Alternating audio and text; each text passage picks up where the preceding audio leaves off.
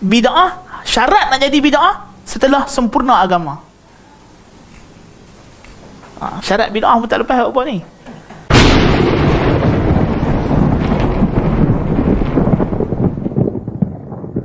Bismillahirrahmanirrahim. Taha ما أنزلنا عليك القرآن لتشقى إلا تذكرة لمن يخشى تنزيلا ممن خلق الأرض والسماوات العلى الرحمن على العرش استوى الرحمن على العرش استوى الرحمن على العرش استوى. بسم الله الرحمن الرحيم. إن الحمد لله نحمده ونستعينه ونستغفره ونعوذ بالله من شرور أنفسنا ومن سيئات أعمالنا من يهده الله فلا مضل له ومن يضلل فلا هادي له. أشهد أن لا إله إلا الله وأشهد أن محمدا عبده ورسوله بلغ الرسالة وأدى الأمانة ونصح الأمة وجاهد في الله حق جهاده حتى أتاه اليقين. Amma ba'd. Assalamualaikum warahmatullahi wabarakatuh. Baik tuan-tuan dan puan-puan, insya-Allah pada kali ini kita akan membuat sedikit reaction berkaitan sebuah video daripada Ustaz Asri Sobri berkaitan dengan sahabat Nabi. Adakah sahabat Nabi SAW membuat bid'ah hasanah ketika zaman Nabi SAW? Selepas kita tengok video ini, video yang akan saya mainkan ini, kita akan buat sedikit reaction berkaitan video. Sebelum itu, kita saksikan dahulu video yang akan saya mainkan ini. Kemudian takrir. Takrir adalah pengakuan, ikrar Nabi. Maknanya benda itu dibuat di zaman Nabi, di hadapan Nabi, atau sampai pengetahuannya kepada Nabi, lalu Nabi tidak ingkar, atau Nabi menzahirkan persetujuan,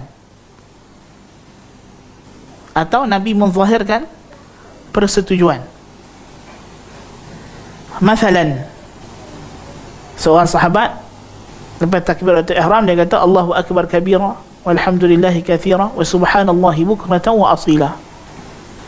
Maka Nabi tanya, siapa sebut perkataan ni tadi? Aku tengok malaikat berebut-rebut nak tulis pahala dia. So maknanya jadi apa? Jadi sunnah lah, tak jadi bid'ah hasanah, jadi sunnah. Kan? Setengah orang kata ni dalil ada bid'ah hasanah.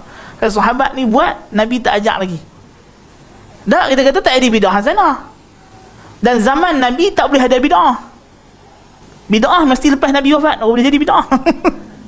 Lagi Nabi tak wafat, agama terdedah kepada tambah, kurang dan ubah. Bid'ah, syarat nak jadi bid'ah setelah sempurna agama. Syarat bid'ah pun tak lepas apa ni. Kan, dia tak faham konsep bid'ah tu. Bid'ah tu mesti deadline dia Nabi wafat. Dan Nabi wafat, wahyu putus. Bila wahyu putus, jadi bid'ah. Kalau kita tambah atau kurang atau ubah. Selagi Nabi duduk hidup, buatlah apa pun. Tunggu Nabi respon. Kalau betul Nabi akui, kalau tak betul Nabi tegur, Nabi suruh buat, Nabi suruh ubah. Sebab agama belum sempurna. Agama belum. Lepas tu Imam Malik kata, dalam yang kataan yang masyhur kan, dia kata siapa yang buat bid'ah hasanah maka dia telah menuduh Nabi khianat. Kerana Allah Ta'ala kata al-yawma akmaltu lakum. Yang menjadikan ini tarikhnya untuk kita anggap benda tu bid'ah. Turun ayat al-yawma akmaltu lakum dinakum ni. Ini tarikh, deadline yang mesti kita pegang. Sebelum itu agama belum sempurna.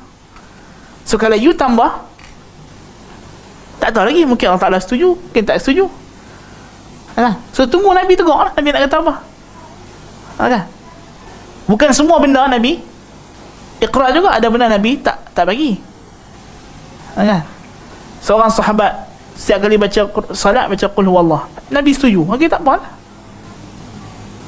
tak ada masalah. Seorang sahabat nak kejap rakaat, rukuk sebelum sempat masuk dalam saf, Nabi kata zadakallahu hirsan wala ta'ud, semoga Allah tambah kesungguhan engkau dalam ibadat, tapi jangan buat lagi. Mana tak boleh, kan? Bukan semua yang sahabat buat itu, walaupun kita nampak bagus dan baik, tapi Nabi akan ikrar, tu kena tunggulah. So tak ada hujah orang yang buat bidah hasanah, dia kata ini sahabat ada tambah masa hidup Nabi, kan? Dan benda itu masih terdedah kepada perubahan dan sebagainya, kan?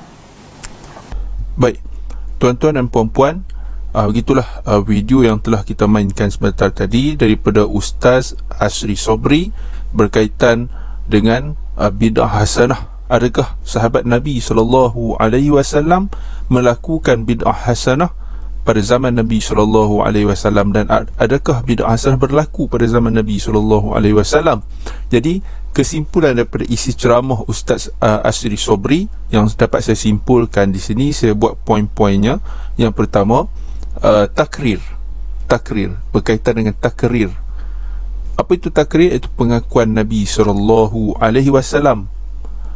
dibuat di zaman Nabi SAW atau di hadapan Nabi, atau sampai pengetahuan kepada Nabi SAW, lalu Nabi tidak ingkar atau Nabi menzahirkan persetujuan. Ini apa yang dikatakan oleh Ustaz Asri Sobri, ya, pengakuan Nabi. Jadi takrir ni Nabi lihat di zaman dia, Nabi lihat di hadapan dia, ataupun sampai pengetahuan kepada Nabi, lalu Nabi tidak ingkar, Nabi tidak melarang, Nabi tidak ingkar, atau Nabi menzahirkan persetujuan, atau Nabi nampak Nabi menzahirkan persetujuan baginda SAW.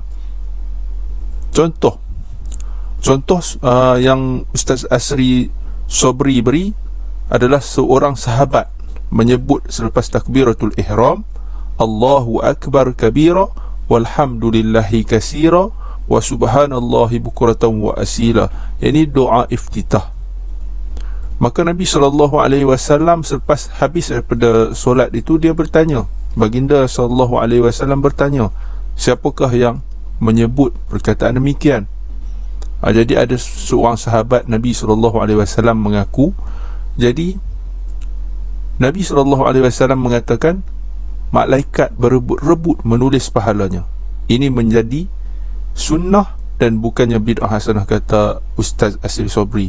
Jadi isu ini ataupun kisah ini, kisah doa iftitah yang dibacakan tadi, kata Ustaz Asri Sobri, itu bukan bid'ah hasanah, walaupun Nabi SAW tidak buat sebelum itu. Sebelum sahabat ini buat, perkara itu tidak wujud dan Nabi SAW tidak pernah buat. Tapi apabila berlaku di hadapan Nabi SAW, ketika zaman Nabi SAW, dan Nabi SAW dengar dan tahu ada sahabat yang melakukan demikian, sedangkan baginda Nabi SAW tidak pernah mengajar perkara demikian, adakah itu bid'ah? Kata Ustaz Asri Zainal Abidin tadi, Ustaz Asri Sobri, bukan Zainal Abidin, Ustaz Asri Sobri, dia kata itu bukan bid'ah, itu adalah sunnah. Sebab ada takrir, sebab ada pengakuan Nabi bersetuju dengan perkara itu, maka dia menjadi sunnah. Ini kata Ustaz Asri Sobri bukan dalil bid'ah hasanah, tapi ini adalah dalil sunnah takririyah. Sebab dibuat sebelum Nabi SAW ajarkan, kerana di zaman Nabi SAW tak boleh ada bid'ah. Katanya lagi, di zaman Nabi SAW tak boleh ada bid'ah. Maksudnya selagi Nabi SAW masih tidak meninggal dunia, tidak wafat, maka tidak boleh ada bid'ah. Okey. Bid'ah terjadi selepas Nabi SAW wafat, kata Ustaz Asri Sobri. Lepas daripada Nabi SAW wafat, maka jika berlaku perkara yang baru yang tidak Nabi SAW ajar sebelum itu, maka itu adalah bid'ah. Perkara-perkara yang berkaitan dalam ritual agama lah, berkaitan dengan agama. Kalau perkara berkaitan dengan dunia, perkara-perkara berkaitan dengan mikrofon, kereta, itu tidak ada kaitan dengan agama, tidak ada kaitan dengan ritual agama. Dan kata Ustaz Asri Sobri, selagi Nabi SAW tidak wafat, agama terdedah kepada tambah, kurang dan ubah. ketika Nabi SAW masih hidup, belum wafat, maka agama ini ada tambah, ada nasakh, mansukh, ada perkara yang ditambah dan ada yang dikurangkan dan ada yang diubah. Jadi selagi Nabi SAW tidak wafat, agama terdedah kepada tambah, kurang dan ubah. Jadi kita teruskan lagi. Syarat menjadi bid'ah, kata Ustaz Asir Sobri tadi, adalah setelah sempurna agama. Jadi apabila telah sempurna agama Islam, maka bid'ah boleh berlaku. Ketika Allah Subhanahu wa ta'ala menurunkan ayat Al-yawma akmaltu lakum dinakum wa atmamtu alaikum ni'mati wa raditu lakumul Islam madina. Pada hari ini, Al-yawma akmaltu lakum, pada hari ini aku telah sempurnakan agama kalian. Jadi apabila agama telah sempurna, maka tidak ada lagi tambah, tidak ada lagi kurang, tidak ada lagi ubah. Maka agama telah sempurna. Apabila berlaku kurang, apabila berlaku tambah, apabila berlaku ubah, maka itu dinamakan bid'ah. Kata Ustaz Asif Sobri lagi, beliau nukilkan kata-kata Imam Malik ketika Imam Malik berkata, sesiapa yang buat bid'ah hasanah, maka dia telah menuduh Nabi SAW melakukan khianat. Ini berat ni. Sebab apa? Nabi khianat lah, sebab tidak sampaikan apa yang sepatutnya dia sampaikan. Nabi seseolah menjadi pengkhianat kepada Allah SWT, kepada agama Islam, kerana dia adalah seorang Rasul yang diutuskan, maka dia perlu utuskan segala apa yang Allah SWT berikan kepada dia, tetapi dia tidak sampaikan. Seolah-olah bid'ah hasanah ni satu perkara yang baik dalam agama, ritual agama, tetapi Nabi tak sampaikan. Nabi tak sampaikan, orang yang selepas daripada Nabi yang buat perkara itu, dan Nabi SAW tidak menyampaikannya. Seolah menuduh Nabi SAW melakukan pengkhianatan kepada agama Islam. Kerana Allah berfirman, seperti kita kata tadilah, Al-yawma akmaltu lakum dinakum wa atmamtu alaikum ni'mati wa raditu lakumul Islam madina. Pada hari ini aku telah sempurnakan agama kalian. Maka apa lagi yang tak sempurna? Jika agama ini telah sempurna, maka tidak perlu kepada penambahan, pengurangan ataupun pengubahan. Cukuplah dengan apa yang telah Nabi SAW sampaikan. Kata Ustaz Asri Sobri lagi dalam video tadi, seorang sahabat setiap kali solat, dia bawa contoh. Ustaz Asri Sobri cuba bawa satu contoh. Seorang sahabat setiap kali solat baca Qul Huwallah, dan Nabi SAW setuju, maka tidak ada masalah. Setiap kali semayang, rakaat pertama lepas Al-Fatihah baca Qul Huwallahu Ahad, surah Al-Ikhlas. Rakaat kedua selepas daripada Al-Fatihah baca Qul Huwallahu Ahad. Maka apabila cerita pada Nabi, Nabi mengikrarkannya, bersetuju dengannya, tidak ada masalah. Maka tidak ada masalah, kata Ustaz Asri. Itu Nabi SAW sendiri bersetuju, Nabi tidak melarangnya. Maka itu bukannya bid'ah hasanah, itu adalah sunnah. Dan diperakuri oleh Nabi SAW sunnah takririyah, sunnah pengakuan. Dibawa lagi contoh oleh Ustaz Asri Sobri, seorang sahabat nak kejar rakaat, maka dia rukuk sebelum sempat masuk dalam saf. Maka Nabi SAW bersabda, semoga Allah Subhanahu wa ta'ala tambahkan kesungguhan engkau dalam ibadat dan jangan buat lagi. Maknanya tak boleh buat. Yang tadi contoh seorang sahabat Nabi SAW buat setiap kali rakaat, dia lepas daripada Al-Fatihah dia baca Qul Huwallah, dan Nabi setuju dan Nabi benarkan dan Nabi tak larang. Ini satu contoh lagi, contoh yang sebaliknya. Seorang sahabat Nabi, dia nak kejar rakaat tapi tak sempat masuk saf, dia rukuk, maka Nabi SAW melarangnya.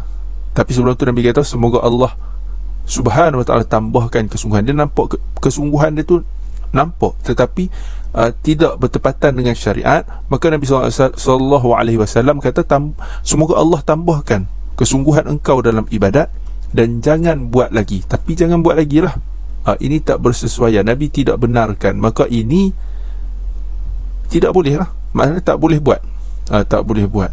Jadi jika perkara baru yang berlaku di zaman Nabi, Ketika Nabi benarkan, maka ia dibenarkan. Ketika Nabi melarang, Nabi tak benar buat, maka tak boleh buat lah. Itu ketika di zaman Nabi SAW.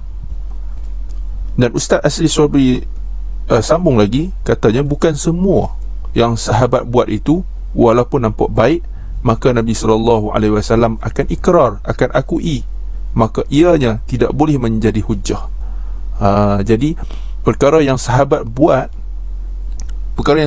di zaman Nabi SAW, bukan semua yang baik-baik yang mereka buat itu Nabi SAW ikrar dan setuju.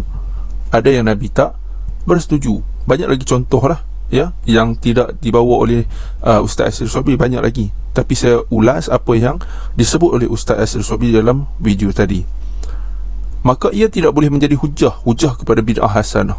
Ini bukan hujah kepada bid'ah hasanah. Ada orang kata apa? Bid'ah hasanah, tengok sahabat Nabi SAW buat, tengoklah dia baca, sahabat Nabi SAW baca Qul Huwallah setiap kali rakaat, dan setiap kali lepas daripada Al-Fatihah dia baca Qul Huwallah, sedangkan Nabi SAW tidak mengajarnya dan Nabi SAW memperakuinya. Jawapannya, Nabi SAW mengakuinya, maka terjadilah di situ sunnah takririyah, bukan bid'ah hasanah. Ya, kena pandai bezakan bid'ah hasanah dengan sunnah takririyah. Kemudian ada pula orang mengatakan bahawasanya, ya, pada zaman Nabi ni ada perkara-perkara baru yang berlaku dan Nabi SAW okey-okey saja. Kalau betul Nabi okey saja. Ada sebahagian perkara yang Nabi okey, tetapi ada sebahagian perkara yang Nabi tak okey. Perkara baru yang Nabi tak okey. Jadi kesimpulannya, sesuatu perkara baru yang berlaku di zaman Nabi SAW, kena tunggu persetujuan Nabi SAW. Jika Nabi bersetuju, maka itu tidak mengapa. Jika Nabi tak setuju, itu tidak boleh. Jadi ada pun selepas daripada kewafatan Nabi SAW, kita tidak ada lagi Nabi selepas Nabi SAW, maka ke mana? Dan ditambah juga ayat Al-Quran tadi, Al-yawma akmaltu lakum dinakum wa atmamtu alaikum ni'mati wa raditu lakumul Islam madina. Aku telah sempurna agama kalian. Jadi bila telah sempurna, tidak ada lagi ajaran agama yang boleh kita tambah, kurang ataupun ubah. Setakat itu dahulu. Wa hadza billahi taufiq wal hidayah. Wassalamu alaikum warahmatullahi wabarakatuh.